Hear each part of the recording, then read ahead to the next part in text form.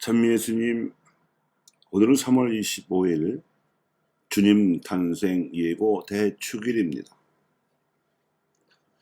오늘 교회가 전례에서 기념하는 이 주님 탄생 예고 대축일은 하나님께서 약속하신 구세주를 마리아의 태중을 통해서 이 세상에 보내셨음을 기억하는 날입니다. 구세주 메시아를 기다려온 오랜 대림의 역사가 이로써 결실을 맺게 되었습니다. 바로 7일 전에 교회가 성 요셉을 기억하는 날을 대축일로 보낸 이유도 구세주를 잉태하신 어머니 마리아께서 그의 정혼자 신분임을 상기하려는 뜻이 담겨 있었습니다. 그래서 하느님께서 세상에 보내신 구세주는 신성으로서는 하느님의 아들이시면서도 인성으로는 유다 지파에 속하는 다윗 가문의 후손이 되셨습니다. 아담과 하와의 범죄 이래 예고된 이래 구약의 하느님 백성이 기다려왔던 하느님의 약속이 바야흐로 요셉과 마리아를 통해 이루어짐을 나타내려는 것입니다. 이 약속을 지키기 위해서 하느님께서는 성령 잉태라는 방식으로 직접 인류 역사에 개입하셨습니다. 그래서 이는 천지창조의 복음과는 구원 경륜의 시작으로서 매우 중요한 의미를 담고 있으니 그것은 인류 역사에 있어서나 개인 인생에 있어서나 그 주도권은 하느님께서 지니고 계시다는 것입니다. 그래서 주님 탄생 예고 사건은 하느님의 주도권을 드러내는 결정적인 징표입니다. 창조주 하느님께서 이제까지와 달리 처음으로 직접 인류 역사에 개입하셔 했던 이유는 사람들의 죄악 때문이었습니다.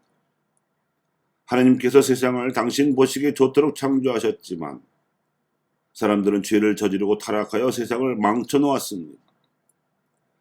그래서 하느님께서 다시 한번 세상을 당신 보시기에 좋은 모습으로 되돌려 놓으시고자 인류 역사에 개입하셨는데 이 사건을 수태고지 또는 성모용보라고도 부릅니다. 이 사건에는 구세주께서 신적인 방식으로 강생하신 신비와 함께 십자가에 못 박혀 돌아가셨다가 부활하심으로써 세상을 새롭게 할 하느님 백성을 모시려는 부활의 신비가 맞물려 있습니다. 이 하느님 백성을 통해서라야 세상이 다시 한번 당신께서 보시기에 좋도록 아름다워질 것이기 때문입니다. 그래서 그리스도교가 세상에 전하는 구원의 메시지는 크게 창조와 부활의 계시로 요약됩니다. 먼저 창조란 이 세상은 하느님께서 조성하신 것이며 인간도 그분이 지으신 피조물이기 때문에 인간의 운명은 하느님을 닮아가야 하고 그래야 인류의 구원과 세상 역사가 하느님의 뜻대로 완성될 것인데 이를 하느님께서 주도하시리라는 믿음이 담겨 있는 메시지입니다. 그 다음 부활이란 십자가에 달려 죽으신 예수님께서 그 십자가 죽음으로 세상의 죄를 없애시고 다시 하느님의 자리로 돌아가시어 나타나심으로써 창조된 피조물들이 드디어 하느님께서 완성하시는 하느님 나라로 들어가는 문이 열렸음을 뜻하는 메시지입니다. 그래서 부활에 지니는 신앙의 신비는 가장 하느님을 닮은 존재이셨던 예수님께서 인간이 살아가야 할 길을 보여주신 결정적 계시라는 데 있습니다. 이렇게 강생을 고리로 하여 창조와 부활에 이어지는 신앙의 신비가 세상과 인간의 완성을 이룩하시려는 하느님의 섭리입니다.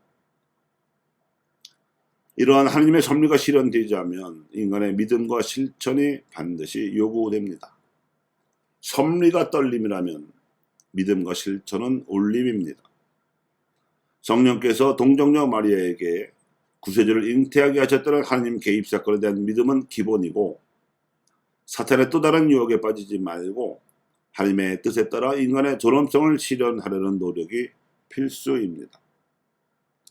그 옛날 에덴 동산에서 저질러진 원죄처럼 오늘날에도 돈과 힘을 숭상하는 자본주의 사조가 세상을 망치고 있으며 이로 인해 하느님을 닮아야 할 인간이 돈과 힘의 노예가 되어서는 안 된다는 이유에서 그렇습니다. 세상 사람들이 아무리 돈과 힘을 숭배하는 죄악의 풍조에 물들어 간다 하더라도 교회는 성모 마리아처럼 성령으로 인한 새 역사의 부르심에 응답할 수 있어야 합니다. 하나님께는 불가능한 일이 없기 때문입니다.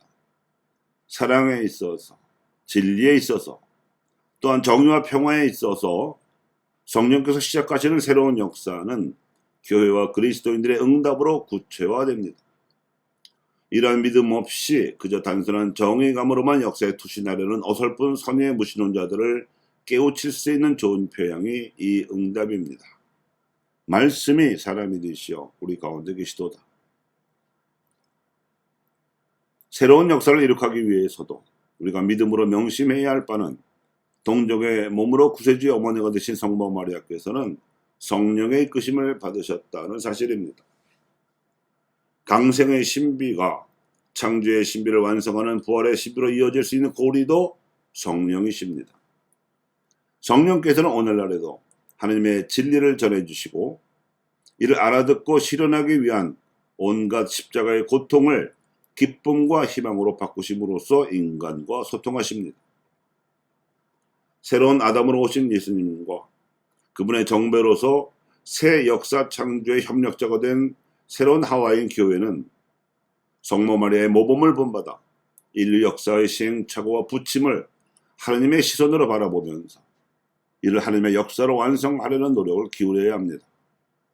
선악과가 아니라 생명과를 먹음으로써 세상과 인류를 하나님의 생명력으로 충만케 하려는 본연의 역할을 해내야 하는 것입니다.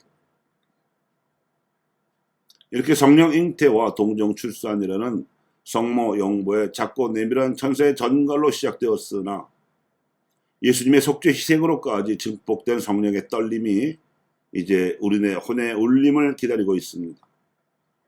성모 영보 전갈은 우리네 삶에서도 말씀이 울려 퍼지도록 발생한 성령의 떨림이기 때문입니다. 이 울림이 한겨레의 민족 혼을 일깨워서 민족사의 시초에 나타나신 하나님의 이끄심을 알아보는 기적이 일어나기를 기도합니다.